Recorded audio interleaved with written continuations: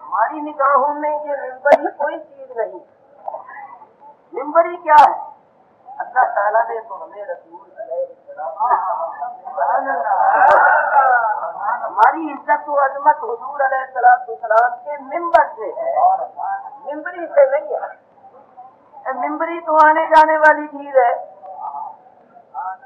اور حضور علیہ السلام کے ممبر کی عظمت جو ہے وہ دائم. میں آپ کی خدمت میں عرض کرتا ہوں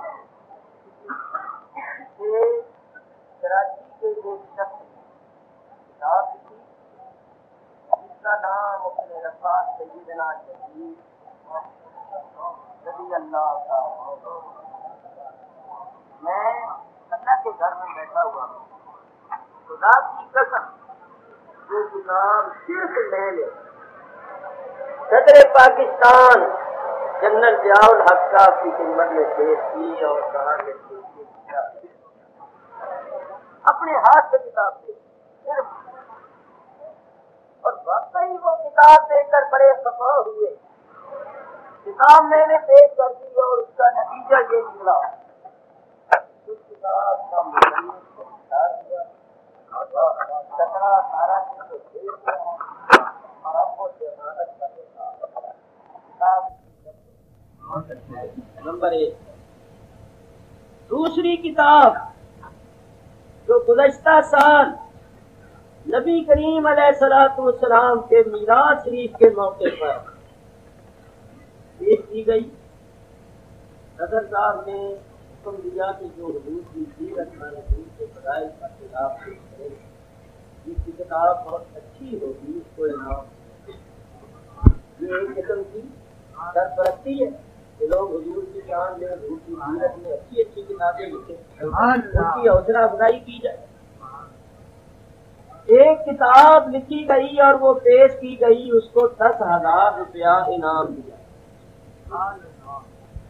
ہمارے پاس وہ کتاب کم تھی۔ میں نے جب اس کتاب کو پڑھا، اس میں سیرت کی تو کوئی بات نہیں، سیرت اختلافی مسئلے، نور بشر کے مسئلے کی حضور نور نہیں، علم غیب کے مسئلے کی حضور کو علم غیب نہیں، حاضر ناظر حضور حاضر ناظر نہیں، حیات النبی حضور حیات النبی نہیں۔ جب میں نے یہ کتاب پڑھی تو میں نے کراچی سے صدر صاحب کو ٹیلی فون کیا کہ یہ کتاب جو مجھے بھیجی گئی ہے وزارت امور مذہبی کی طرف سے، اس کو سیرت کی کتاب تو کہا نہیں جا سکتا، البتہ مناظرے کی کتاب کہا جائے۔ تو اگر اس نے مناظرے کی کتاب لکھی ہے تو ہم اس کے جواب میں مناظرے کے لیے میں اس پاک مجلس میں بیٹھا ہوا عرض کرتا ہوں، خدا کی قسم میں نے اس پر نشان لگا کے اپنے ہاتھ سے وہ کتاب صدر صاحب کو کسی اور نے پیش، میں نے پیش، البتہ میں نے اپنے دوست جو ہیں چند ان سے کہا کہ آپ میرے ساتھ تعریف کریں، لیکن جب میں نے کتاب پیش کی اس وقت میں اکیلا، میں نے اس کو کتاب دی اور صفحے موڑے ہوئے تھے، میں کہا یہ دیکھیے نور بشر، علم غیب، حاضر ناظر، یہ وہی مسئلے ہیں جو اختلافی مسئلے ہیں، اس میں سیرت کی تو کوئی بات نہیں، اس میں تو یہ ہونا چاہیے تھا کہ نبی کریم علیہ السلام حیثیت ایک نبی، حیثیت ایک مجاہد، حیثیت ایک تاجر، حیثیت ایک صادق، حیثیت ایک امین، نبی کریم کی سیرت کے پہلو ہوتے۔ یہ تو یہ لکھا گیا ہے کہ نور نہیں ہے، بشر ہیں اور علم غیب نہیں آتے، یہ تو وہی اختلافی مسئلے۔ تو کیا آپ نے دیکھا نہیں ہے کہ آپ نے 10,000 روپیہ انعام دے دیا؟ تو انہوں نے فرمایا کہ مولانا میں نے کتاب سے پڑھا نہیں، ہماری وزارت امور مذہبی کے 12 آدمی جو پڑھے لکھے ہیں ان سب نے اس کتاب کی تعریف کی، سفارش کی، تو میں نے حوصلہ افزائی کے لیے پیسے دے دیے کہ اور بھی علماء کی حوصلہ افزائی ہو اور وہ حضور کی سیرت پر کتابیں لکھیں۔ میں نے کہا اس کا مطلب یہ ہوا کہ آپ کی وزارت امور مذہبی میں سب وہابی۔ میں آپ کی خدمت میں دیا کرتا ہوں کہ آپ دیکھیے یہ لوگ اندر گھسے اور انہی کی وجہ سے سب کچھ یہ ہو رہا، یہ مسلک کے اہل سنت کی باتوں کو آگے تک جانے ہی نہیں دیتے، وہیں دبا دیتے، اور اپنے جو ان کے مقاصد ہیں ناپاک مقاصد، ان کو پورا کرنے کے لیے یہ پوری طرح سرگرمی ہے۔ جیسے ہمارے چوری صاحب نے فرمایا کہ اگر ہم آپس میں اتحاد اتفاق نہیں کریں گے تو ہمیں بہت نقصان ہوگا، پہلے بھی ہم نے نقصان اٹھایا۔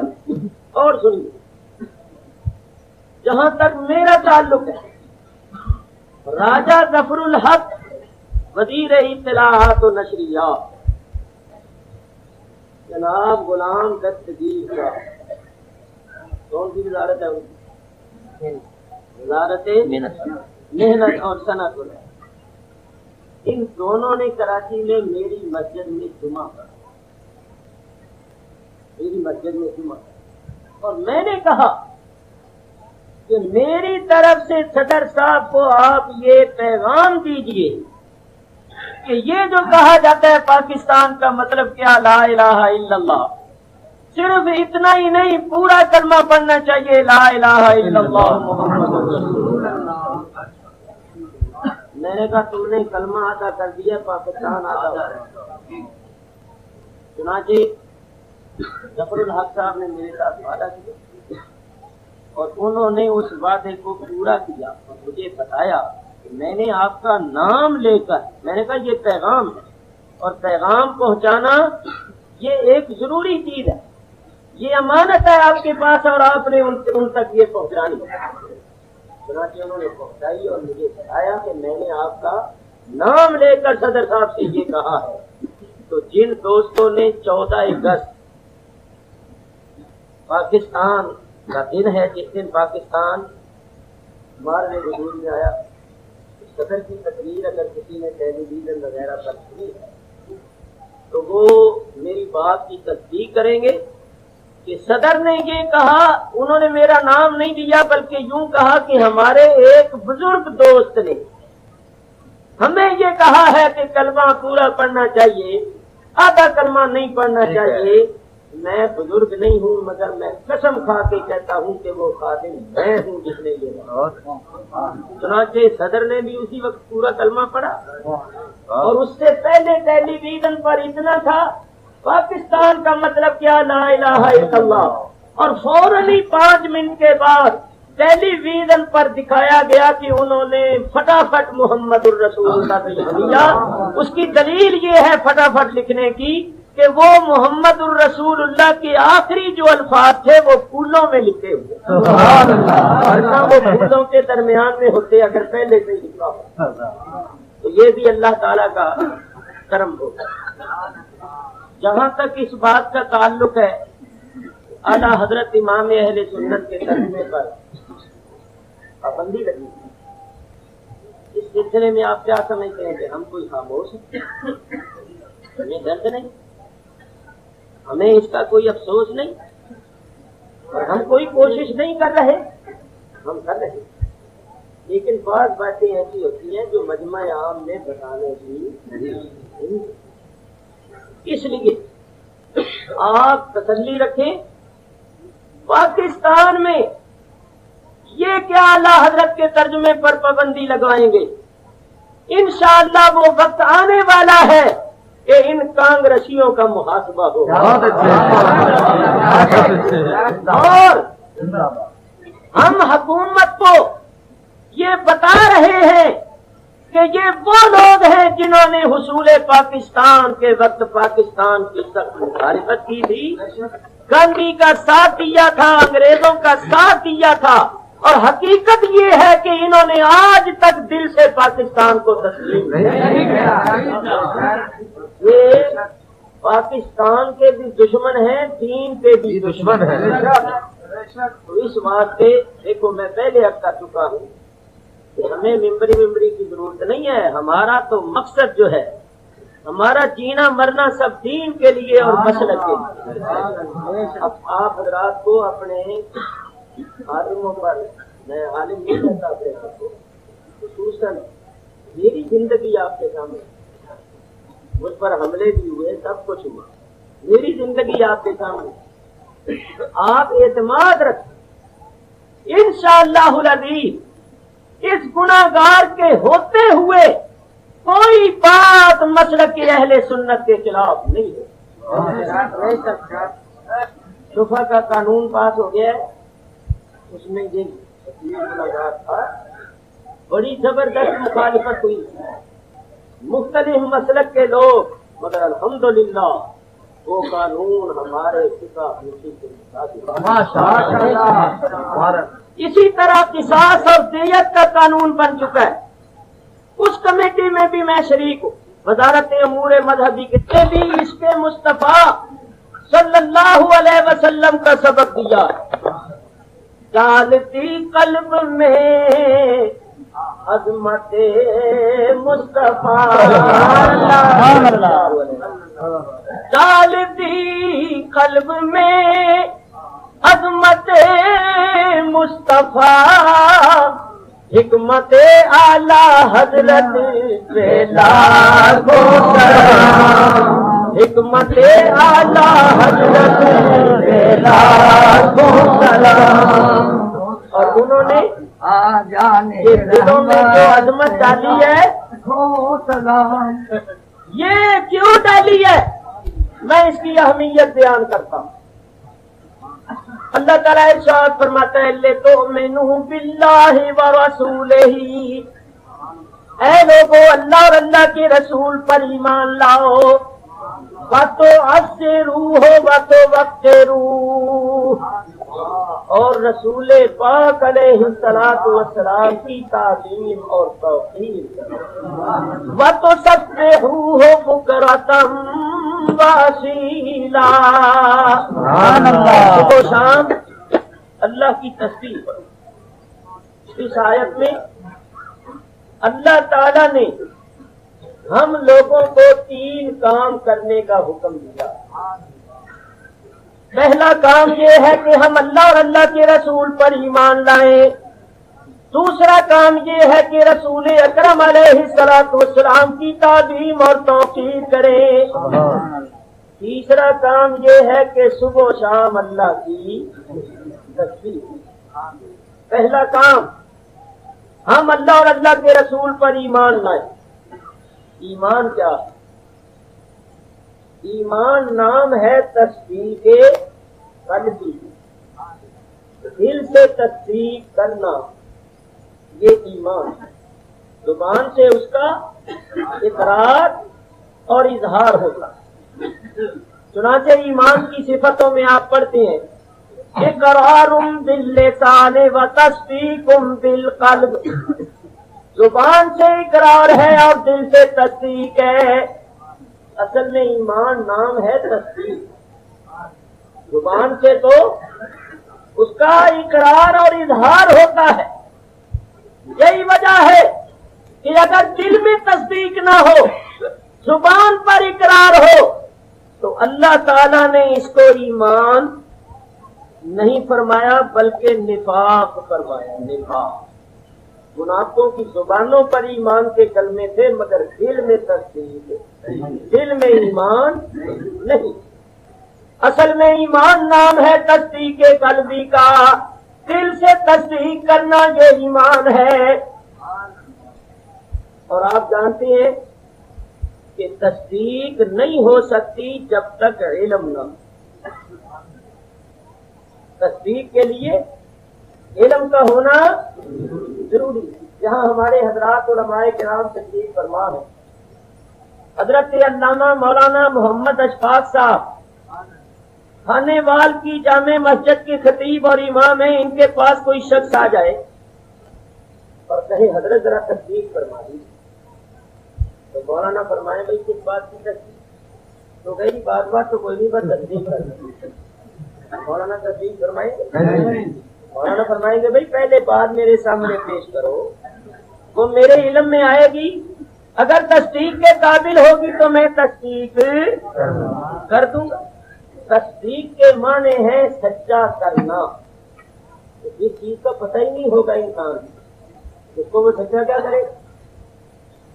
جس چیز کا علم ہی نہیں اس کی تصدیق کیسے کرے گا، اس کا مصدق کیسے ہوگا؟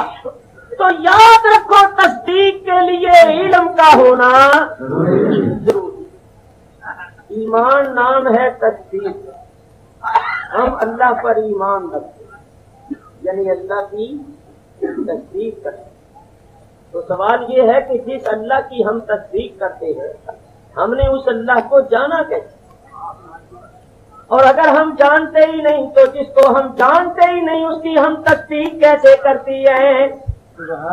ہم پہلے نبیوں کی تصدیق کرتے ہیں، ہم نے ان کو جانا کیسے؟ ہم پہلی کتابوں کی تصدیق کرتے ہیں، ہم نے ان کتابوں کو کیسے جانا؟ ہم جنت و دوزخ کی، قیامت کی، عذاب قبر اور ثواب قبر کی تصدیق کرتے ہیں۔ سوال یہ ہے کہ ہم نے ان کو جانا کیسے؟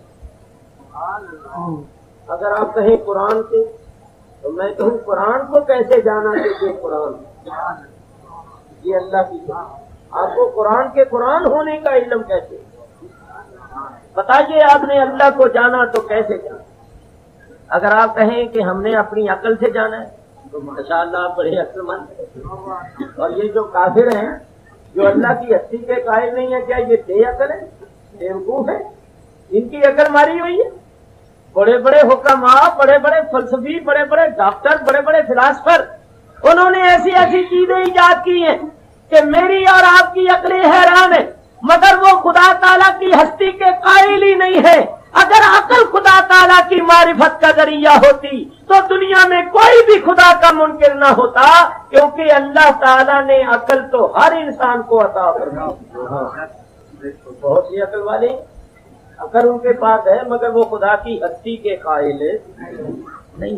تو بتائیے آپ نے اللہ کو جانا کیا؟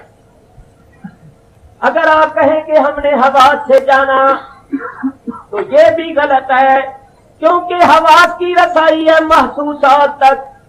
آنکھوں سے آپ ان چیزوں کا علم حاصل کرتے ہیں جو دیکھنے میں آتی ہے، کانوں سے ان کا جو سننے میں آتی ہے، ناک سے ان کا جو سونگھنے میں آتی ہے، زبان سے ان کا جو چکھنے میں آتی ہے، ہاتھ وغیرہ سے ان کا جو چھونے میں آتی ہے کہ یہ چیز ٹھنڈی ہے یا گرم ہے، سخت ہے یا نرم، اس چیز کا علم ہوتا ہے چھو۔ بولیے، خدا کو کبھی آپ نے دیکھا ہے؟ کبھی سنا ہے؟ کبھی سونگا ہے کیسا خوشبودار؟ ایک آواز آئی ہے سنا، وہ تو مجھ سے اور دوسرے لوگوں سے سنا، خدا کا سننا کہتا ہے۔ کبھی خدا کی آواز آپ نے سنی؟ کبھی چکھا ہے کہ کیسا لذیذ ہے؟ ہمارے یہ حواس عاجز ہے، ان حواس کی رسائی ہے محسوسات تک، ان چیزوں تک جو محسوس ہوتی ہیں یا دیکھنے میں آتی ہیں یا سننے میں یا سونگنے میں یا چکھنے میں یا چھونے میں۔ خدا تعالیٰ ہمارے حواس سے بلند ہے، ہمارے حواس کی اس تک رسائی نہیں ہے۔ تو میں سوال یہ کرتا ہوں کہ آپ نے خدا کو کیسے جانا؟ آپ جو خدا کی تصدیق کرتے ہیں اور خدا غیب الغیب ذات ہے تو آپ نے خدا کو جانا ہے۔ تو آئیے اعلیٰ حضرت فاضل بریلوی فرماتے ہیں فیض پہنچا رضا احمد پاک سے، فیض پہنچا رضا احمد پاک سے، ورنہ تم کیا سمجھتے خدا کون ہے؟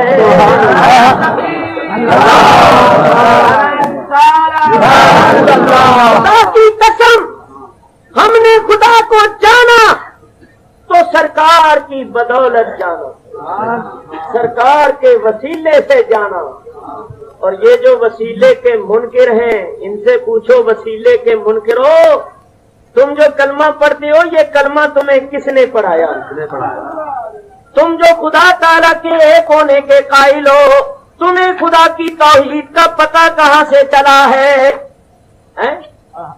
جس کے وسیلے سے ایمان ملا، جس کے وسیلے سے اسلام ملا، جس کے وسیلے سے ایمان ملا، جس کے وسیلے سے قرآن ملا، جس کے وسیلے سے رحمان ملا، اسی کے وسیلے کا انکار کرتے ہیں۔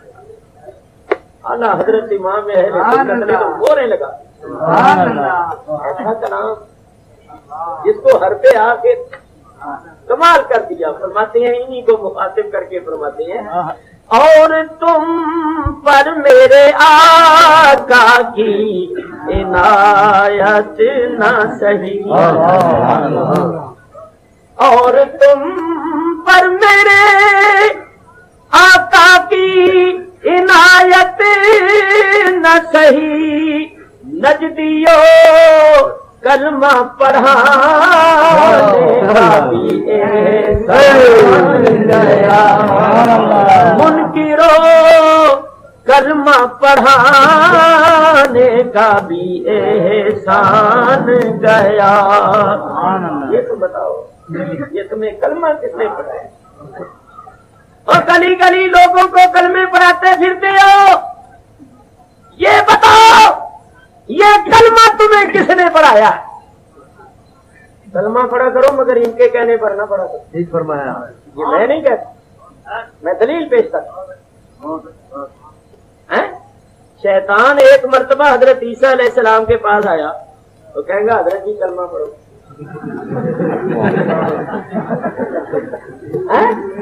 کہے گا کلمہ پڑھو۔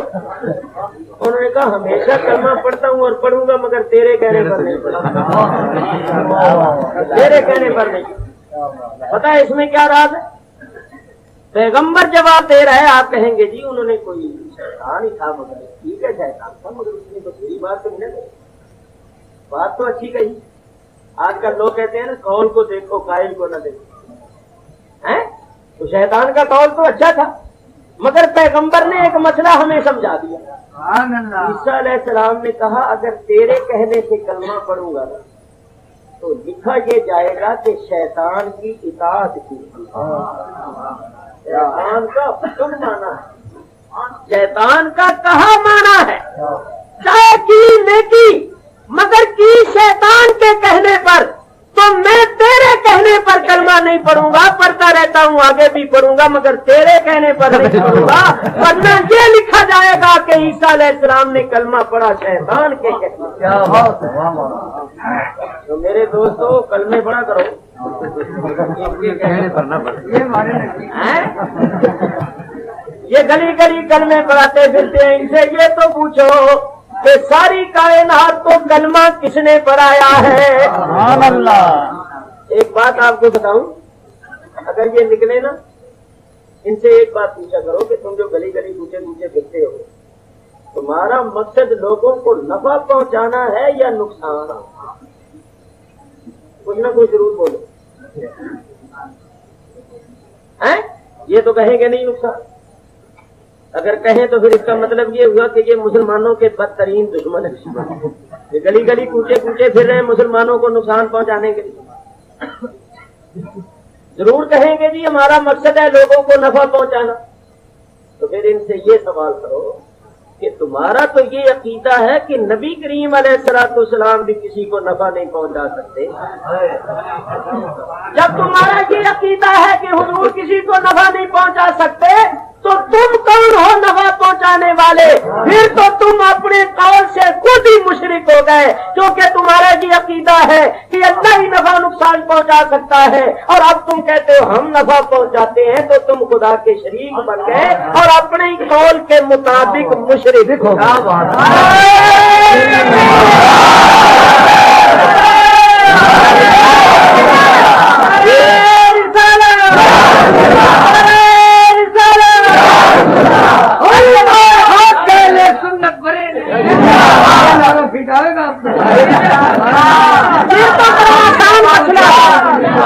ये तो कोई तकलीफ बात नहीं है। इतना पूछो कि तुम जो गली गली फिरते हो तुम्हारा मकसद क्या? मुसलमानों को नफा पहुंचाना या नुकसान? तो अगर कहीं नफा पहुंचाना है तो फिर ये बात मेरी याद रखें, और अगर कहें कि जी ना नफा ना नुकसान, तो ये कहो कि जिस काम का ना कोई नफा ना नुकसान वो काम लगव और फजूल, तो तुम्हारा निकलना फजूल और बेकार काम। हाथ फिरते हो बिस्तरे उठाए, जरा अंदाजा कीजिए मेरे बुजुर्गों और दोस्तों, अगर ये कहें कि फायदा तो अल्लाह पहुंचाता है, हम दरमियान में जरिया वसीला है, तो फिर मसला ही हल हो गया। हम भी तो अंबिया औलिया को दरमियान में जरिया वसीला ही मानते हैं, लेकिन खुदा अंबिया औलिया और खुदा ये लोग। अंबिया औलिया का मकसद है लोगों को हिदायत देना, सीधे रास्ते पर चलाना, और ये लोग कलमा पढ़ा के कलमे की आड़ में नमाज की तलकीन की आड़ में लोगों को बदअकीदा बनाती है। एक बात नोट करो, जब किसी की नीयत खराब हो, नीयत दुरुस्त न हो, तो बज़ाहिर जो काम नेकी का होता है वो भी बुराई का होता है। जब नीयत दुरुस्त न हो तो बज़ाहिर वो काम करते हैं नेकी का, लेकिन हकीकत में वो नेकी का काम नहीं है। मसलन मस्जिद बनाना नेकी का काम है या नहीं? जहाँ तक हदीस में फरमाया कि जो जमीन पर अल्लाह की मस्जिद बनाए, अल्लाह का घर बनाए, अल्लाह उसका जन्नत में घर बना दे। मस्जिद बनाना बड़ी नेकी का काम है। तो मदीना मुनव्वरा के मुनाफिकों ने भी तो मस्जिद ही बनाई। बोलो क्या बनाया था? अल्लाह ने भी मस्जिद ही कहा, वल्लज़ीना इत्तख़ज़ू मस्जिदन, वो लोग जिन्होंने मस्जिद बनाई, मगर उनकी नीयत क्या थी? मस्जिद बनाने का मकसद क्या था? اللہ فرماتا ہے ضرارم وکفرم وتفریقم بین المؤمنین. ان کا مقصد یہ تھا بد عقیدگی کی تبلیغ کر کے، کفریہ عقائد کی تبلیغ کر کے مسلمانوں کو نقصان پہنچائے اور مسلمانوں میں تفریق پیدا کرے. ان کا مقصد یہ نہیں تھا کہ اللہ کے دین کا پرچم بلند رہے. ان کا مقصد یہ نہیں تھا کہ اس مسجد میں اللہ کا ذکر ہو، رسول اکرم علیہ الصلوۃ والسلام کا ذکر ہو، رسول اکرم علیہ الصلوۃ والسلام کے اصحاب اور اہل بیت کا ذکر ہو، رسول اکرم علیہ الصلوۃ والسلام کی امت کے اولیاء کا ذکر ہو، یہاں درود و سلام کی آوازیں گونجے. ان کا مقصد یہ تھا کہ کفریہ یعنی بد اعتقادی کی تبلیغ کر کے، کفریہ عقائد کی تبلیغ کر کے مسلمانوں کو نقصان پہنچائیں اور تفریق بین المسلمین کریں، مسلمانوں میں تفریق کریں. تو اللہ نے پھر کیا فرمایا؟ اللہ تعالیٰ نے فرمایا لا تقم فیہ ابدا. میرے حبیب اس مسجد میں کبھی نماز نہ پڑھنا، کبھی قیام نہ کرنا. نہیں، بلکہ نبی کریم نے اس مسجد کو گروا دیا، ڈھا دیا. اس کا نام ہی ہو گیا مسجد ضرار. تو دیکھو بظاہر مسجد بنانا تو نیکی کا کام، لیکن ان کی نیت نیک نہیں تھی، تو وہ نیکی کا کام بھی برائی ہو گیا. معلوم ہوا کہ اگر نیت خراب ہو تو نیکی بھی گناہ بن جاتی. بڑی موٹی سی بات ہے کہ مسجد میں لوگ آتے ہیں، ایک شخص آتا ہے مسجد میں، اس کی نیت یہ ہوتی ہے کہ میں نماز پڑھوں گا، قرآن پڑھوں گا، ذکر اذکار کروں گا. ایک شخص آتا ہے، اس کی نیت یہ ہوتی ہے کوئی اچھی سی جوتی چراؤں، جوتی اٹھاؤں گا. تو جو جوتی اٹھانے کے لیے چوری کرنے کے واسطے مسجد میں آتا ہے، آئے تو دونوں مسجد میں، مگر ایک آیا اللہ کی عبادت کے واسطے، ایک آیا جوتی وغیرہ اٹھانے کے واسطے. آئے دونوں اللہ کے گھر میں، ایک کا آنا عبادت اور ایک کا آنا گناہ. عبادت اور گناہ کس چیز نے بنایا؟ نیت نے. ماننا پڑے گا. اسی واسطے میرے آقا نے فرمایا انما الاعمال بالنیات. تو خدا کی قسم یہ جو لوگ پھرتے ہیں نا، ان کی نیت یہ ہے کہ لوگوں کو وہابی بنائے، جو بندی بنائے. یہ میں نہیں کہتا، کسی پر الزام نہیں لگاتا. مولوی الیاس صاحب جنہوں نے یہ تبلیغی مسجد، تبلیغی جماعت بنائی تھی، اس مولوی الیاس کے ملفوظات لے لیں. چھوٹی سی کتاب ہے، ₹12 نہیں ملتے. اس کے اندر اس نے خود لکھا ہے، مولوی اشرف علی صاحب تھانوی کو اس نے لکھا کہ میں ایک تبلیغی جماعت بنانا چاہتا ہوں جس کا مقصد یہ ہوگا کہ میں آپ کے مسلک کی تبلیغ کروں. کس کو لکھا؟ تھانوی صاحب کو لکھا آپ کے مسلک کی تبلیغ کروں. اس جماعت کے بنانے کا مقصد اس نے خود بیان کیا ہے کہ میں چاہتا ہوں آپ کے مسلک کی تبلیغ کروں. تبلیغ ہوگی آپ کے مسلک کی اور انداز میرا ہو. میری تبلیغ کرنے کا جو انداز ہے، طریقہ ہے، وہ میں ایجاد کروں گا، مگر مقصد میرا کیا ہے کہ آپ کے مسلک کی تبلیغ کروں.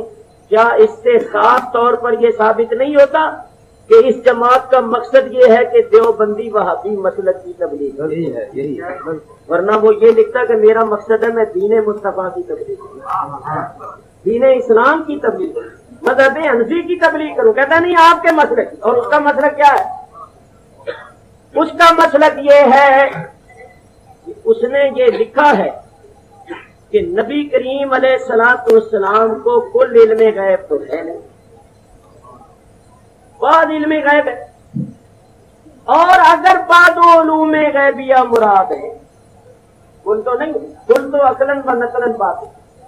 اگر بعض علوم غیبیہ مراد ہیں تو اس میں حضور کی ہی کیا تخصیص ہے؟ ایسا علم غیب تو زید و عمر بلکہ ہر صبی و مجنون بلکہ جمی حیوانات و بہائم کے لیے بھی حاصل ہے. کہو معاذ اللہ. اس کا مطلب کیا؟ مطلب یہ ہے تھانوی صاحب کہتے ہیں کہ کل علم غیب تو نبی کریم کو نہیں ہے.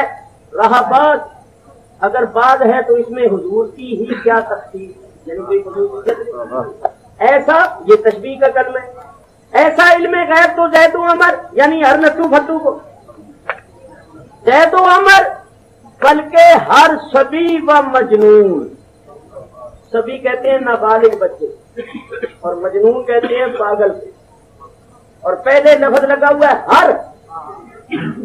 زید و عمر بلکہ ہر صبی و مجنون یعنی ہر بچے نابالغ بچے کو اور ہر پاگل کو نہیں. آگے کہتا ہے بلکہ جمی حیوانات و بہائم کے لیے بھی آئے.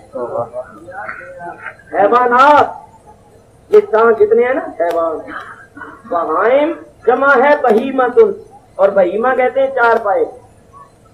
چار پایوں میں کتے بھی آ گئے بلے بھی آ گئے سور بھی آ گئے خنزیر بھی آ گئے. تو وہ کہتا ہے اگر بعض علوم میں غیبیہ مراد ہے تو اس میں حضور کی کوئی خصوصیت نہیں. ایسا علم تو ان بچوں پاگلوں جانوروں اور حیوانوں کو بھی ہے.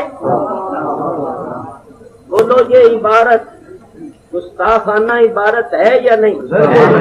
اور نبی کریم کی گستاخی کفر ہے یا نہیں؟ تو سنو اس وقت کے 370 علماء نے اس عبارت پر کفر کا فتویٰ دیا. مگر سب سے پہلے گستاخ رسول کی گرفت کرنے والے محاسبہ کرنے والے فتویٰ دینے والے اعلیٰ حضرت فاضل اس کے بعد اس وقت کے 370 علماء نے تصدیق کی. اس واسطے کے اعلیٰ حضرت کے دشمن ہیں. ان کا قصور کیا ہے؟ ان کا قصور ان کے نزدیک اگر یہ ہے تو صرف یہ ہے کہ انہوں نے اس بے ادبی اور گستاخی پر محاسبہ اور یہ واقعی گستاخی بے ادبی. اس کی دلیل سنو. چاتو وہ جو سر چڑھ کے بولے مولوی اشرف علی تھانوی کے خلیفے مولوی مرتضی حسن دربندی. یہ دربھنگا کی جگہ کا نام ہے. وہ خلیفے تھانوی صاحب کے اور ان کے مناظرہ کرتے. انہوں نے مناظرہ کیا مرزائیوں. تو مولوی اشرف علی تھانوی کے خلیفے مولوی مرتضی حسن دربھنگی نے اعتراض کیا ہمارے پاس کتاب موجود ہے اگر کوئی حوالہ غلط ثابت کر دے تو جو سزا وہ تجویز کرے ہمارے لیے منظور ہے. اس میں انہوں نے لکھا تھانوی صاحب کے خلیفے نے دیوبندی مسلک کے مناظر نے ان کے جید عالم نے یہ لکھا کہ اگر مولانا احمد رضا خان بریلوی اس عبارت پر کفر کا فتویٰ نہ دیتے تو خود کافر ہو جائے. اور آگے انہوں نے کمال کر دیا پتہ نہیں اللہ تعالیٰ بڑا بےنیاز کہتا ہے جیسے کہ علماء امت نے مرزا قادیانی کے کفریہ عقیدے معلوم کیے تو ان پر لازم ہو گیا تھا مرزے پر کفر کا فتویٰ لگانا. اس طرح اگر مولانا احمد رضا خان بھی کفر کا فتویٰ نہ دیتے تو وہ کافر ہو جاتے جیسا کہ علماء امت اگر مرزے کو کافر نہ کہتے تو کافر ہو جاتے. اعلیٰ حضرت نے جو فتویٰ دیا وہ غلط نہیں خود ان کے گھر کے مانتے ہیں کہ اگر وہ فتویٰ نہ دیتے تو خود کافر ہو جاتے. تو باہر صورت میں عرض یہ کرنا چاہتا ہوں یہ ہے تھانوی کا مسئلہ. اور مولوی الیاس نے کہا کہ میں جو جماعت بنا رہا ہوں تبلیغی اس کا مقصد یہ ہے کہ میں آپ کے مسلک کی تبلیغ کروں. تو اس سے آپ سمجھ لو ان کا مقصد دین کی تبلیغ نہیں مذہب حنفی کی تبلیغ نہیں بلکہ یہ اپنے مسلک کی تبلیغ کرتے پھرتے ہیں. نماز روزے کا تو نام لیتی ہے مسلمان کو پھنسانے کے لیے. جب ذرا اثر ڈال دیتی ہے اور وہ نماز روزے کی وجہ سے مسلمان متاثر ہو جاتا ہے تو آہستہ آہستہ پھر اس کو سنیت سے ہٹا کر پھر اس کو نجدی وہابی. تو میرے بزرگوں اور دوستوں میں کیا عرض کر رہا سنو، میں عرض یہ کر رہا تھا کہ ایمان نام ہے تصدیق کا. ہم نے اللہ کو جانا تو سرکار دو عالم کی بدولت. حضور علیہ الصلوۃ والسلام تشریف نہ لاتے تو ہم اللہ تعالیٰ کو نہیں جان سکتے تھے، نہیں پہچان سکتے تھے. تو یہ حضور کا صدقہ ہے کہ آج ہم اللہ کو مانتے ہیں اور لا الہ الا اللہ محمد رسول اللہ. اچھا، تو اللہ تعالیٰ ارشاد فرماتا ہے کہ اللہ اور اللہ کے رسول پر ایمان لا، اور ایمان نام ہے تصدیق. تو ہم دل سے تصدیق کرتے ہیں کہ اللہ ہے، جیسا وہ اپنی ذات صفات کے ساتھ ہے وہ ذات برحق ہے. ہم پہلے نبیوں کی تصدیق کرتے ہیں، پہلی کتابوں کی تصدیق کرتی ہیں. ہم مرنے پر یقین رکھتے ہیں، عذاب قبر اور ثواب قبر، اور پھر قیامت پر اور جنت و دوزخ، ان تمام چیزوں پر ہم ایمان رکھتی ہیں. اللہ تعالیٰ ارشاد فرماتا ہے کہ اللہ اور اللہ کے رسول پر ایمان، اور ایمان نام ہے تصدیق کا. اور ہم نے اللہ کی تصدیق کی ہے سرکار دو عالم علیہ الصلوۃ والسلام سے سن کر، سرکار سے جان کر. سرکار کی بدولت ہمیں ان سب چیزوں کا پتہ چلا اور ہم نے تصدیق کی اور ہم مومن قرار. آگے چلیے. ایمان نام ہے تصدیق کا.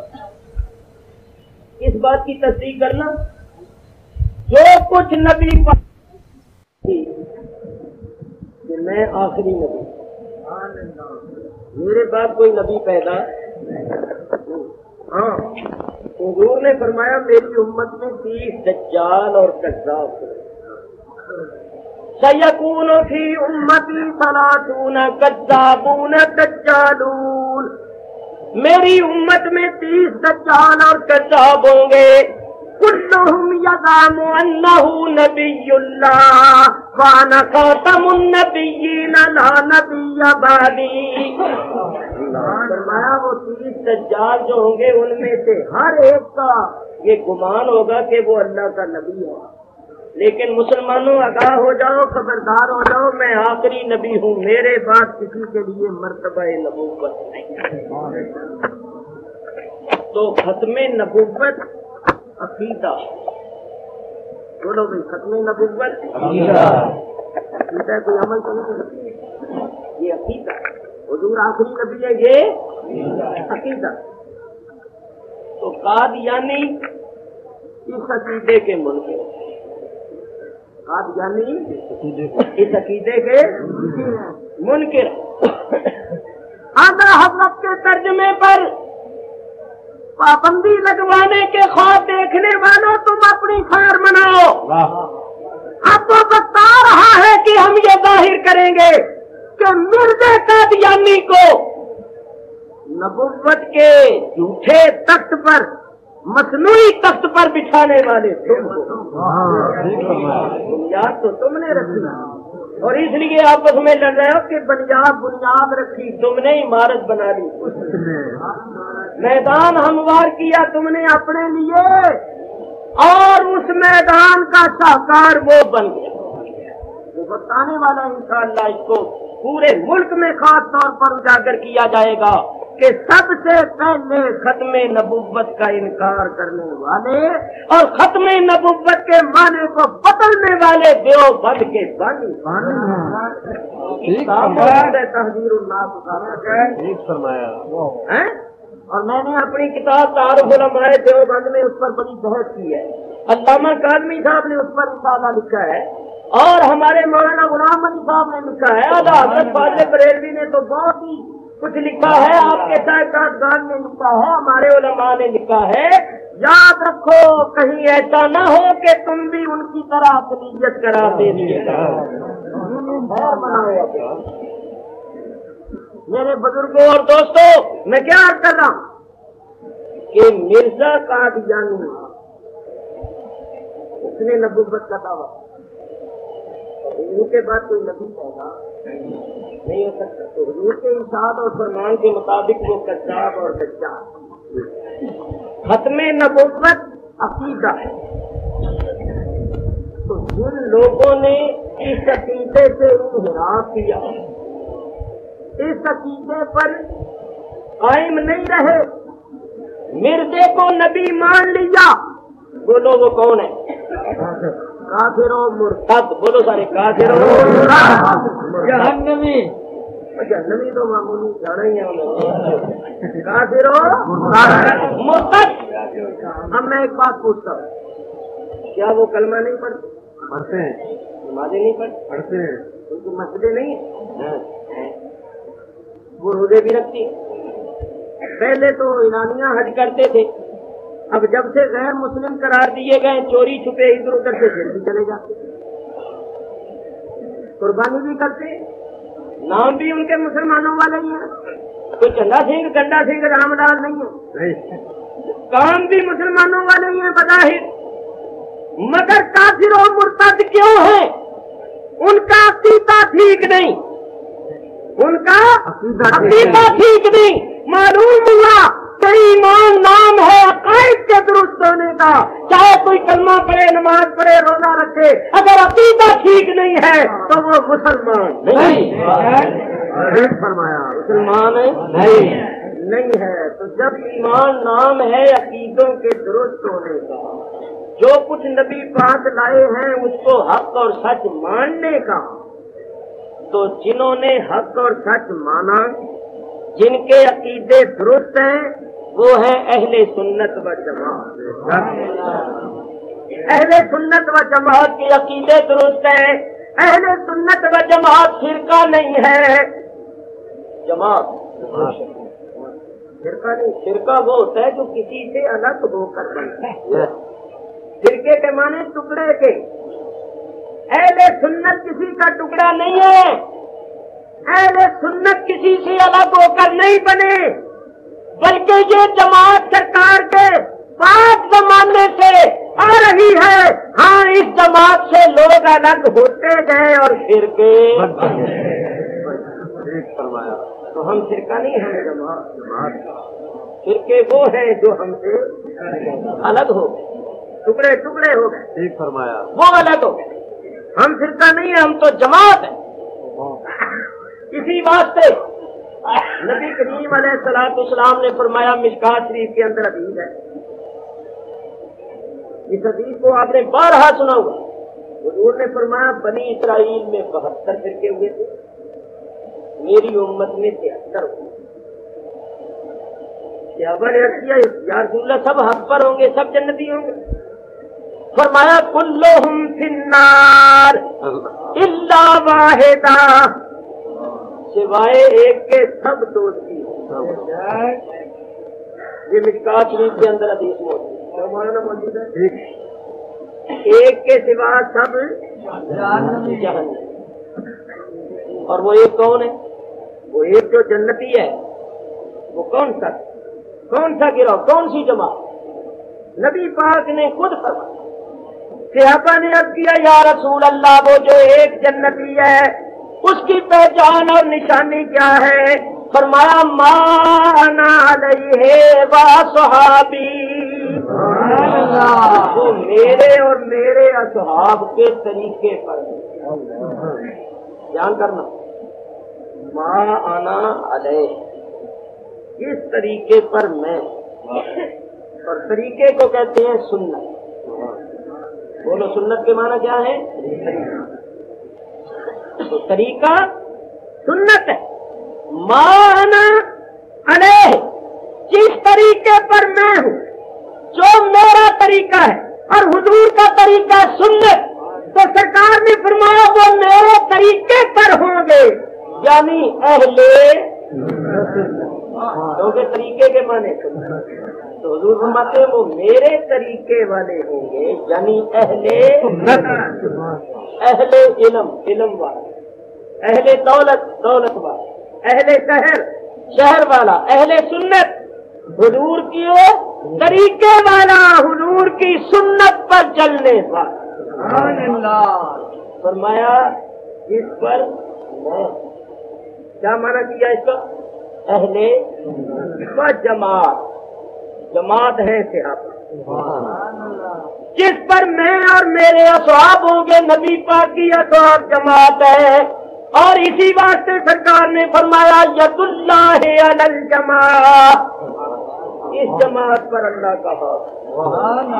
تو نبی کریم نے خود تشریف فرما دی کہ جو فرقہ ناجیہ ہے، جو جماعت نجات پانے والی ہے، جو لوگ حق پر ہیں، جنت میں جانے والے ہیں، وہ اہل سنت و جماعت۔ اور اہل سنت و جماعت کی صداقت کی سب سے بڑی دلیل یہ ہے، میں نے کئی مرتبہ خانے وال میں بیان کیا کہ مشرق، مغرب، جنوب، شمال میں جتنے بھی اولیاء اللہ اور کتب ابدال ہوئے، سب اہل سنت و جماعت میں۔ کسی اور فرقے میں تم ولی اللہ نہیں دکھا سکتی ہو، مجتہد دکھا سکتے ہو، فلسفی منطقی دکھا سکتے ہو، علامہ دکھا سکتے ہو، مگر کوئی غوث اعظم نہیں دکھا سکتے، کوئی خواجہ غریب نواز نہیں دکھا سکتے، کوئی گنج بخش اور گنج شکر نہیں دکھا سکتے، کوئی امام مجدد الفسانی نہیں دکھا سکتے، کوئی امام احمد رضا فاضل بریلوی نہیں دکھا سکتے۔ میرے بزرگوں اور دوستوں، اولیاء اللہ ہوئے ہیں تو اہل سنت، جس ولی کے آلات پڑھ کر، جس ولی کے ملفوظات پڑھ کر دیکھو، تمہیں ماننا پڑے گا کہ وہ سنی المسلک، سنی المذہب تھا۔ باقاعدہ مزاروں پر جانا، ختم درود کرنا، نظر و نیاز کرنا، اکتساب فیض کرنا، مشکلات میں، تکلیفوں مصیبتوں میں اپنے پیروں مرشدوں سے مدد مانگنا، یہ سب کچھ آپ کو ملے گا اولیاء اللہ کے حالات۔ تو اگر یہ باتیں شرک ہو تو شرک کرنے والا بھی کبھی اللہ کا ولی ہو سکتا ہے؟ تو اللہ تعالیٰ ارشاد فرماتا ہے لِتُؤْمِنُوا بِاللَّهِ وَرَسُولِهِ، اللہ اور اللہ کے رسول پر ایمان لاؤ، یعنی اپنے عقیدے درست رکھو، اہل سنت و جماعت بن جاؤ۔ یہ پہلا۔ دوسرا حکم کیا ہے؟ وَتُعَزِّرُوهُ وَتُوَقِّرُوهُ، نبی کریم علیہ الصلوۃ والسلام کی تعظیم اور توقیر۔ میرے بزرگوں ذرا توجہ رکھو ادھر، میں انشاءاللہ جلدی ختم کروں۔ بتاؤ ایمان کے فوراً بعد اللہ نے کس چیز کا حکم دیا؟ نبی پاک علیہ الصلوۃ والسلام کی تعظیم اور توقیر۔ وَتُسَبِّحُوهُ بُكْرَةً وَأَصِيلًا، اور صبح و شام اللہ کی تسبیح پڑھو۔ اللہ نے اپنی تسبیح کو مؤخر کیا اور اپنے محبوب کی تعظیم کو مقدم کیا۔ معلوم ہوا ایک مومن پر ایمان لاتے ہی سب سے پہلی چیز جو فرض ہوتی ہے وہ حضور کی تعظیم۔ نعرہ تکبیر،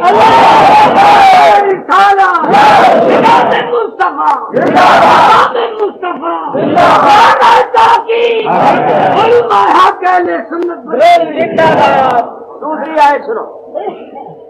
دوسرے مقام پر اللہ تعالیٰ فرماتا ہے فَالَّذِينَ آمَنُوا بِهِ وَعَزَّرُوهُ وَنَصَرُوهُ وَاتَّبَعُوا النُّورَ الَّذِي أُنزِلَ مَعَهُ أُولَٰئِكَ هُمُ الْمُفْلِحُونَ۔ سبحان اللہ۔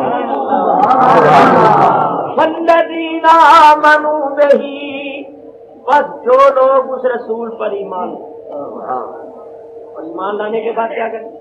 وَعَزَّرُوهُ، اس رسول کی تعظیم، وَنَصَرُوهُ، اور اس کی مدد، وَاتَّبَعُوا النُّورَ الَّذِي أُنزِلَ مَعَهُ، اور اس نور کی پیروی کریں جو اس رسول کے ساتھ اترا، یعنی قرآن۔ اللہ نے قرآن کی پیروی کو بعد میں بیان کیا اور اپنے حبیب کی تعظیم کا پہلے بیان کیا.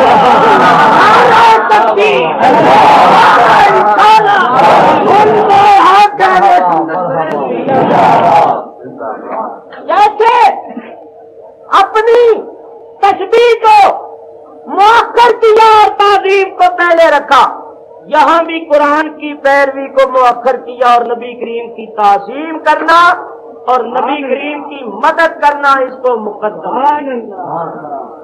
ثابت ہوا ایک مومن پر ایمان لاتے ہی سب سے پہلی چیز جو فرض ہوتی ہے وہ حضور کی تعظیم.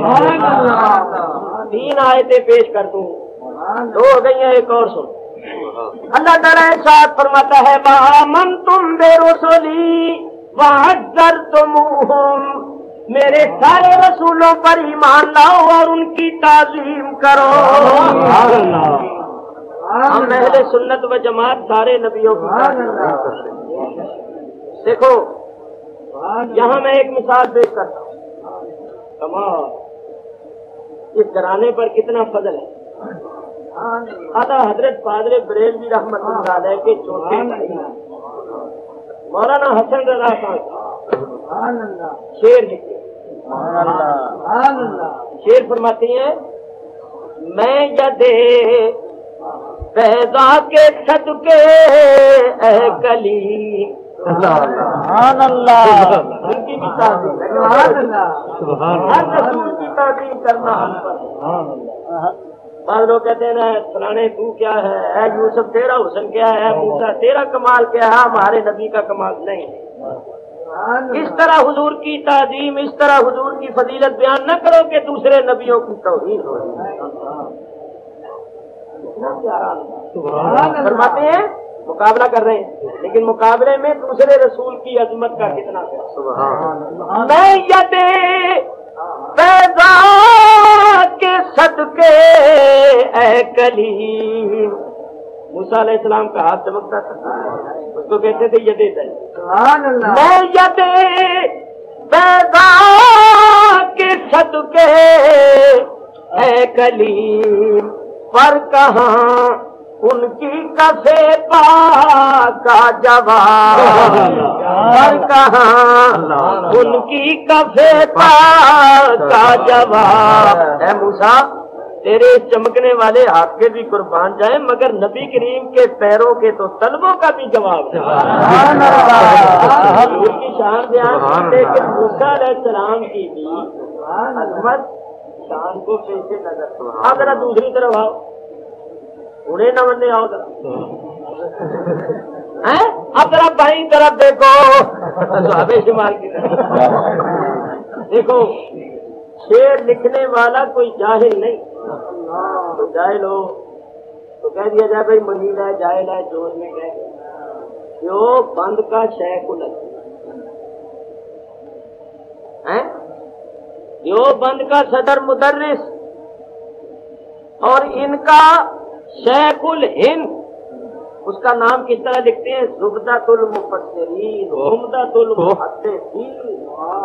بڑے بڑے القاب، نام یاد رکھو. مولوی محمود الحسن صاحب، مولوی رشید احمد صاحب گنگوئی مر گئے تو مولوی محمود الحسن نے ان کے مرنے پر ایک مرثیہ، وہ مرثیہ چھپ گیا، بازار میں مارکیٹ میں ملتا ہے، آج بھی مارکیٹ میں مل رہا ہے، ہمارے پاس موجود ہے. اگر کوئی حوالہ غلط ثابت کر دے جو چاہے ہمارے لیے سزا تجویز کر دے، ہمیں منظور. اور اگر حوالہ درست ہو ہم کوئی سزا نہیں دیتے، ہم کہتے ہیں سنی بن جاؤ. سنو غور سے. ویسے ایک بات یہ بھی یاد رکھنا، امام حسین کا مرثیہ پڑھیں تو جائز نہیں. یہ کہتے ہیں امام حسین کا مرثیہ ہو تو اس کو جلا دو، اور خود اپنے مولوی کا مرثیہ لو اور اس کو چھاپ کر تقسیم کر رہے ہیں، بیچ رہے ہیں. اب اس مرثیے میں دیکھو دیوبند کے سب سے بڑے استاد گنگوئی کے متعلق کیا کہتے ہیں مردوں کو زندہ کیا اور زندوں کو مرنے نہ دیا، اس مسیحائی کو دیکھیں ذرا ابن مریم. ذرا سن کے پھر تبصرہ کریں. مولوی محمود الحسن صاحب گنگوئی صاحب کے متعلق کہتے ہیں کہ گنگوئی صاحب نے مردوں کو تو زندہ کیا، زندوں کو مرنے نہ دیا. اس مسیحائی کو دیکھیں ذرا ابن مریم. کیا مطلب کہ ابن مریم بھی مسیح تھے، عیسیٰ علیہ السلام، مگر وہ آ کر ہمارے گنگوئی صاحب کی مسیحائی دیکھیں کہ وہ تو ایک کام کرتے تھے، مردوں کو زندہ کرتے تھے، اور ہمارے گنگوئی صاحب دو کام کرتے ہیں، مردوں کو زندہ کرتے ہیں، زندوں کو مرنے نہیں دیتے.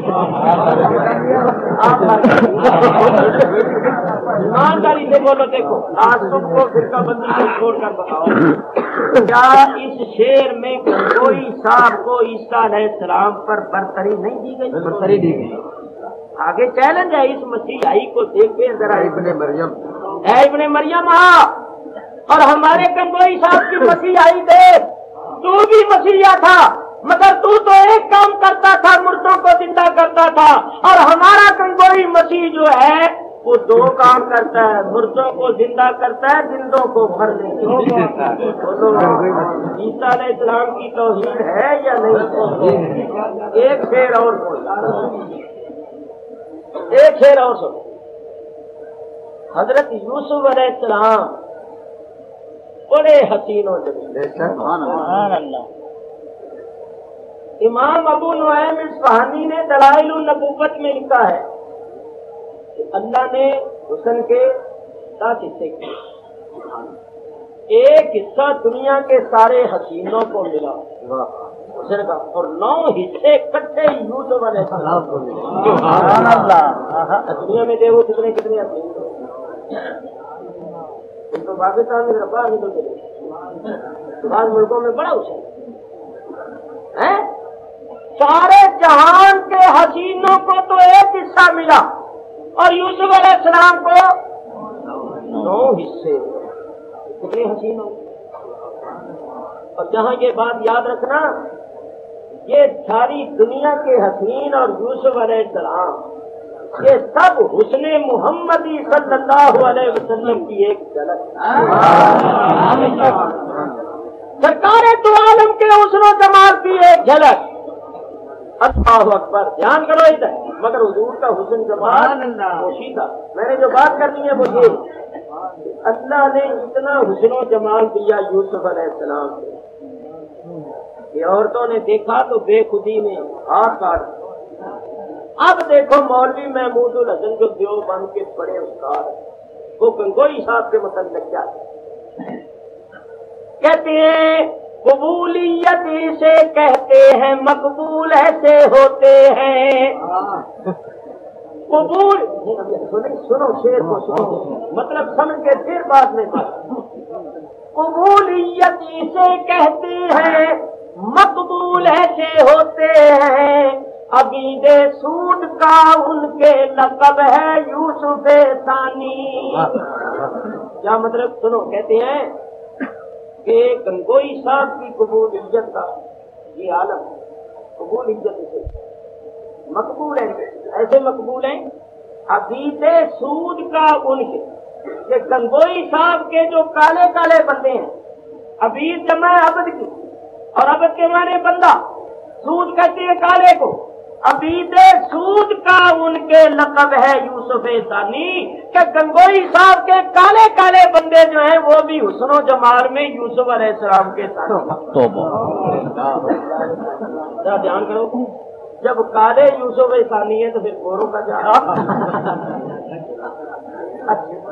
پہلے تو یہ بتاؤ کہ گنگوئی صاحب کے کالے کالے بندے حسن میں یوسف علیہ السلام کو، تو یوسف علیہ السلام کی توحید. گنگوئی صاحب کے کالے کالے بندوں کو یوسف علیہ السلام جیسا حسین و جمیل ٹھہرایا. یوسف علیہ السلام کا حسن دیکھ کر عورتوں نے ہاتھ کاٹ لیے، اور ان کالے بندوں کو دیکھ کر پتہ نہیں انہوں نے کیا کاٹا.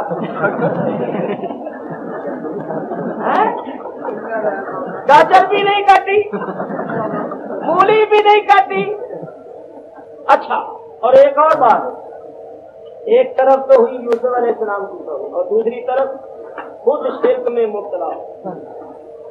عبید میں پہلے بتا چکا ہوں، عبید جمع عبد، عبید سود کا ان کے یعنی گنگوئی کے جو کالے بندے، تو بولو بندے اللہ کے ہیں یا گنگوئی ہیں؟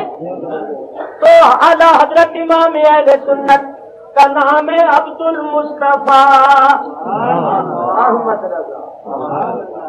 ہم کہتے ہیں عبد کے معنی ہے غلام، عبد کے معنی غلام۔ عبد المصطفیٰ کا مطلب کیا ہے کہ نبی کریم صلی اللہ علیہ وسلم کا غلام، اور یہ کہتے ہیں شرک۔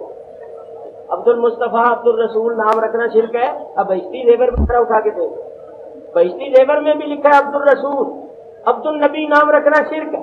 تقویۃ الایمان میں بھی لکھا ہوا ہے۔ اور اسی واسطے یہ لوگ کہتے ہیں تمہارے اعلیٰ حضرت کا نام معاذ اللہ شرکیہ ہے، اور خود دیکھو ان سے یہ پوچھو کہ نبی کریم کا بندہ بننا، غلام بننا تو تمہارے نزدیک شرک ہے، اور گنگوئی کے بندے بننا، یہ کہتے ہیں اللہ کے سوا کسی اور کو، کسی اور کی طرف عبدیت کی، بندے ہونے کی نسبت کرنا۔ بندہ لفظ ہے فارسی کا، عبد لفظ ہے عربی کا، معنی ایک ہی ہے۔ بندہ کس کو کہتے ہیں؟ عبد کو، انسان کو، اور عبد بندہ، بندہ فارسی کا لفظ ہے، عبد عربی کا لفظ ہے، معنی دونوں کے ایک ہیں۔ تو یہ کہتے ہیں کہ گنگوئی صاحب کے کالے کالے عبد، تو عبد الگنگوئی بننا ان کے نزدیک جائز ہے، اور عبد المصطفیٰ بننا ان کے نزدیک ہے۔ تو جب شرک ہے، ہمارے نزدیک تو شرک نہیں، ان کے نزدیک شرک ہے، تو جب ان کے نزدیک شرک ہے تو مولوی محمود الحسن نے ان سب کالے کالے بندوں کو گنگوئی کا بندہ کہہ کے شرک کیا یا نہیں کیا؟ خود ہی مشرک، اپنے قول اور اپنے بندے۔ میں بھی عرض کر رہا ہوں کہ اللہ حکم دیتا ہے میرے رسولوں کی تعظیم کرو، انہوں نے رسولوں کی بھی توہین کی، انہوں نے نبی پاک کی بھی توہین کی، انہوں نے تعلیم دی توہین کی، اور اعلیٰ حضرت امام اہل سنت نے سبق دیا تعلیم کی تعظیم۔ اسی واسطے وہ فرماتے ہیں شرک ٹھہرے جس میں تعظیم حبیب، سبحان اللہ، شرک ٹھہرے جس میں تعظیم حبیب، اس برے مذہب پہ لعنت، اس برے مذہب پہ لعنت کیجیے۔ کیا پیارا اتنا تھا، فرماتے ہیں جس مذہب میں حبیب کی تعظیم کرنا ہی شرک ہو، اس مذہب پر لعنت، کیونکہ دین اسلام نے تو سرکار کی تعظیم کا حکم دیا، اور یہ توہین کرتے ہیں اور تعظیم کرنے کو شرک کہتے ہیں۔ تو جس مذہب میں اللہ کے حبیب کی تعظیم کرنا شرک ہو، وہ مذہب اس قابل ہے کہ اس پر لعنت ہے۔ اور خود کیا کہتے ہیں؟ اعلیٰ حضرت کا اپنا مقام ہے عشق کیا، سبحان اللہ، فرماتے ہیں کہ نبی پاک علیہ الصلوۃ والسلام کی تعظیم وہ کیا ہے؟ دل کا ساجد نبی، پہلا مطلب کیا ہے؟ سرسوئے حرم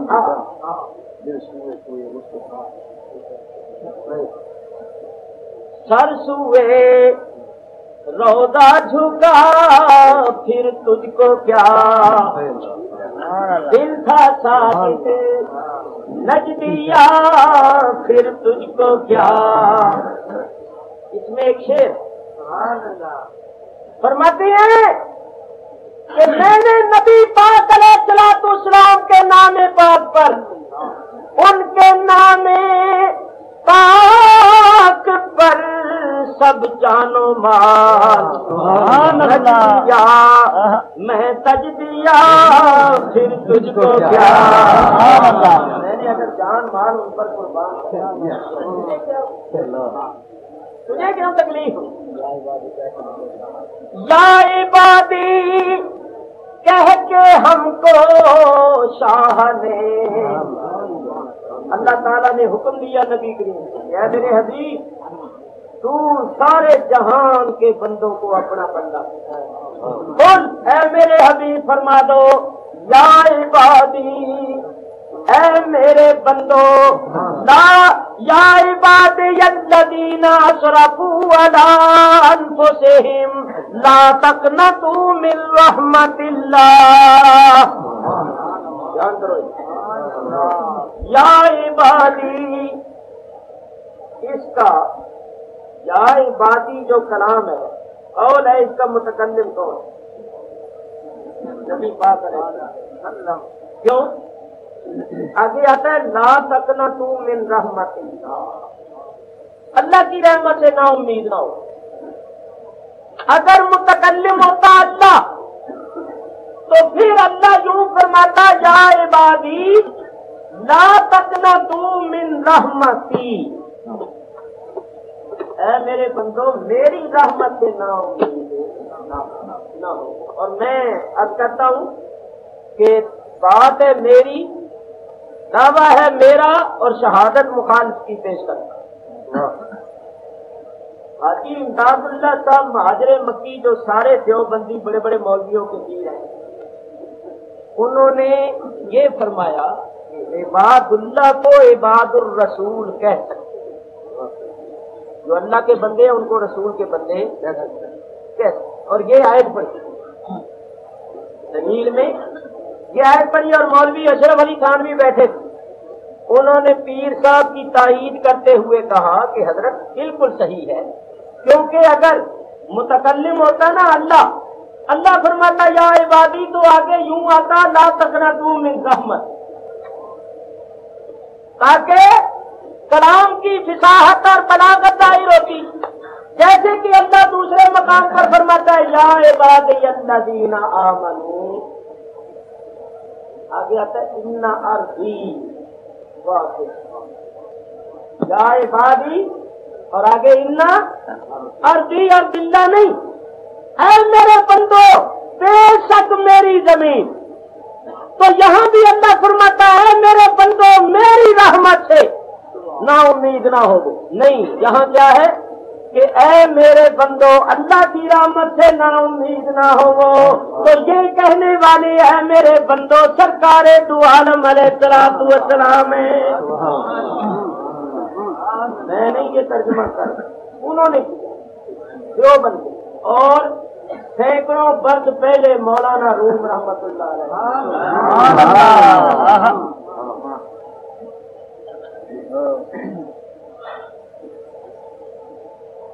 جملہ عالم را، جملہ عالم را بخان کلیا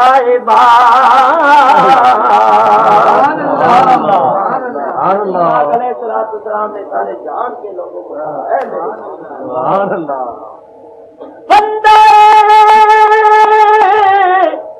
خود احمد، بندے خود خواند احمد در نشان، اور جملہ عالم رات خان کلیا عباد،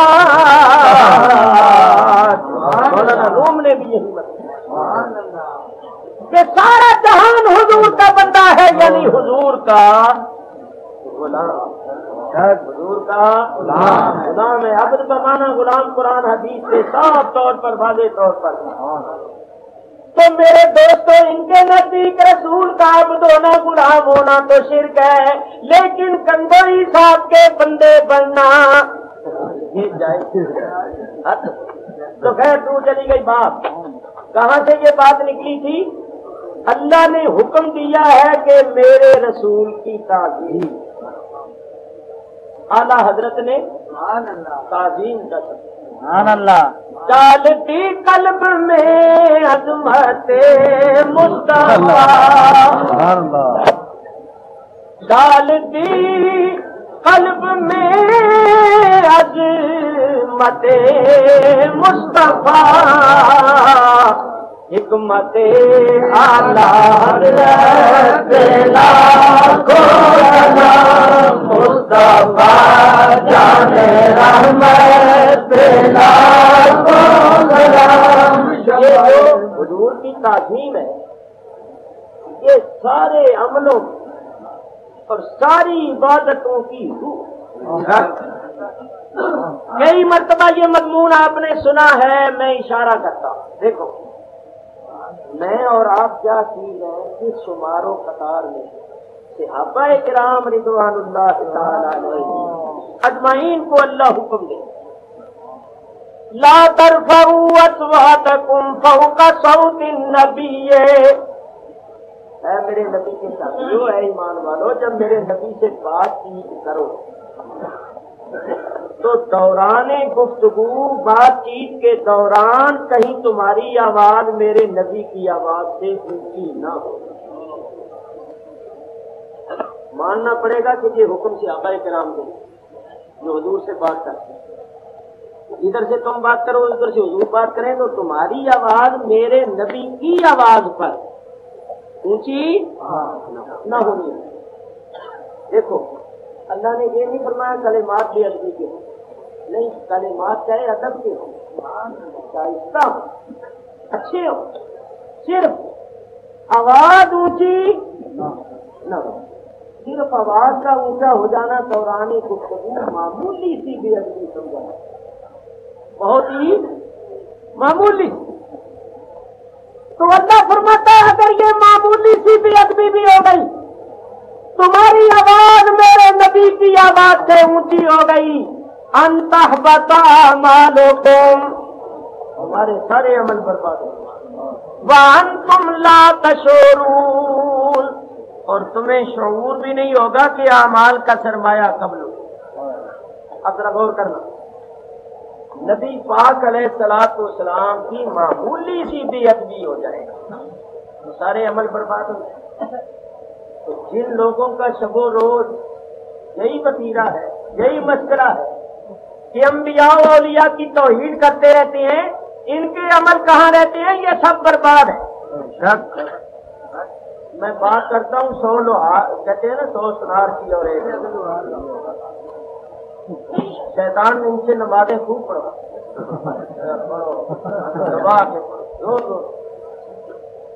کیوں پڑھواتا ہے نمازیں؟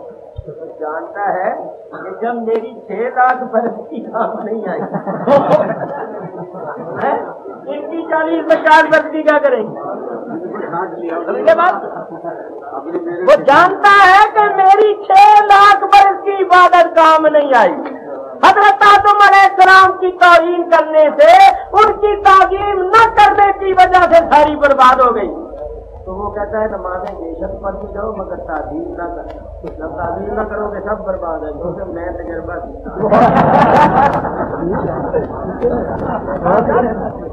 کہ میں نے آدم علیہ السلام کی تعظیم نہیں کی تھی، 6 لاکھ برس کی کام نہیں آئی.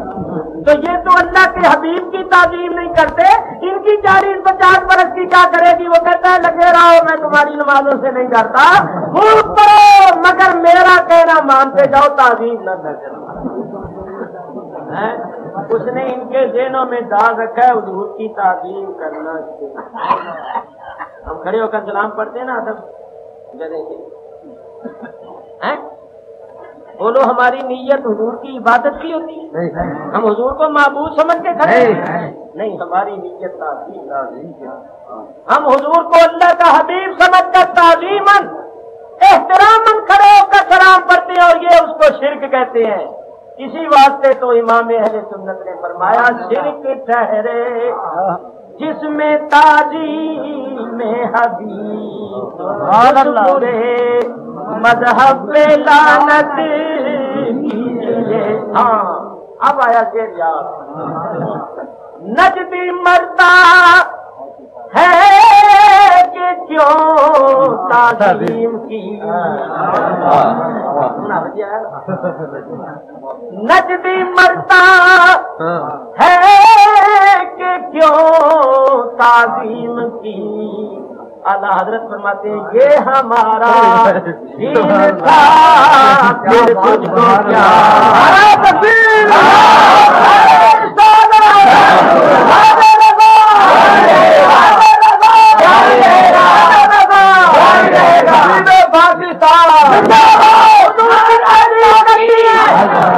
ہم کھڑے ہو کر سلام کرتے ہیں، یہ حضور کی تعظیم ہے. اور یہ مرتے نجدی مرتا ہے کہ کیوں تعظیم کی، ارے یہ ہمارا دین تھا پھر تجھ کو کیا. ہم اس لیے تعظیم کرتے ہیں کہ اللہ کا حکم ہے وہ تو حج روح ہو وہ تو وقت روح. اللہ فرماتا ہے میرے رسول کی تعظیم اور توقیر کرو. حضور کی تعظیم ایمان کی روح ہے، اعمال کی جان ہے. اگر تعظیم میں فرق آ جائے سارے اعمال برباد ہو جائیں. اور جو تعظیم کرے ہیں اس کے بیڑے پار ہو. دلیل سن لو. امام ابو نعیم اصفہانی حدیث کے امام ہیں، حافظ ہیں، ثقہ امام ہیں. ان کی روایتیں مشکات شریف میں موجود. ان کی کتاب اٹھا کر دیکھو، انہوں نے روایت لکھی ہے ہلیۃ الاولیاء کے اندر لکھا ہے ایک بندہ تھا بنی اسرائیل یہودیوں کہ نبی پاک کے مبعوث ہونے سے پہلے اس کی عمر تھی 200 سال. کتنی عمر پائی تھی؟ پہلے لوگوں کی عمریں زیادہ ہوتی. 200 سال کی عمر اور عام بندہ گناہگار. بلکہ بعض باتیں اس میں ایسی بھی تھی لوگ ان باتوں کی وجہ سے اس کو اتنا برا سمجھتے تھے کہ جب وہ مر گیا نہ کسی نے اس کو غسل دیا، نہ کفن پہنایا، نہ نماز پڑھی، نہ دفن کی. اس کی ٹانگ پکڑی، گھسیٹتے ہوئے لے گئے اور جہاں لوگ کوڑا وغیرہ ڈالتے تھے وہاں اس کی لاش کو ڈال دیا. لوگوں کا مطلب یہ تھا کہ کتے بلے کیلے. جب لاش کو ڈال دیا اللہ تعالیٰ نے موسیٰ علیہ السلام کو اے موسیٰ تیری قوم جس بندے کو گناہگار بدکار سمجھ کر روڑی پر پھینک آئی ہے میں نے تو اس کو بخشا.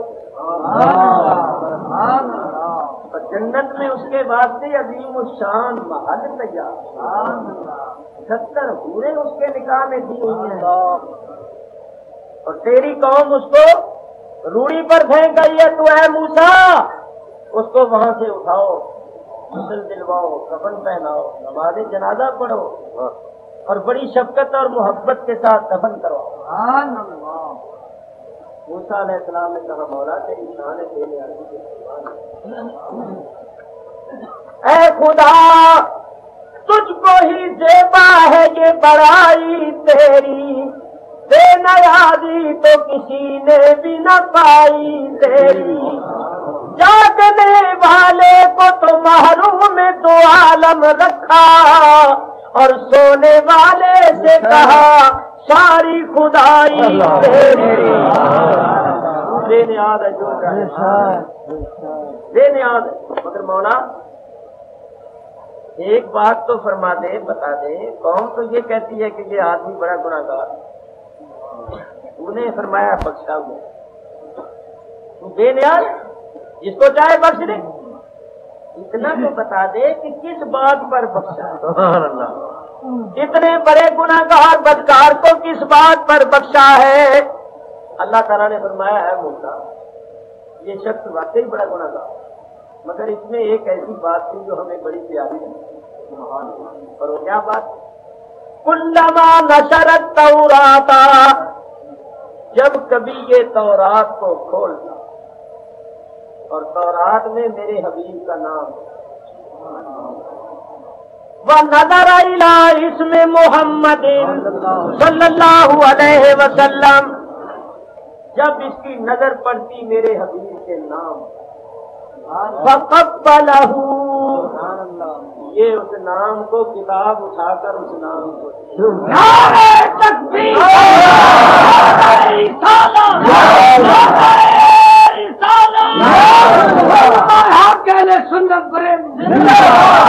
فقبلہ، یہ اس نام کو چوم لیتا وبزال عینیہ، اور اپنی آنکھوں سے لگا پہلے چومتا پھر وصلی علیہ، اور میرے حبیب پر درود دے فشکرت لہ فغفرت لہ، اے موسیٰ اس کی یہ ادا، اس کی یہ نیکی ہمیں پیاری لگی، ہماری بارگاہ میں مقبول ہو گئی، ہم نے اس کو بخش دیا۔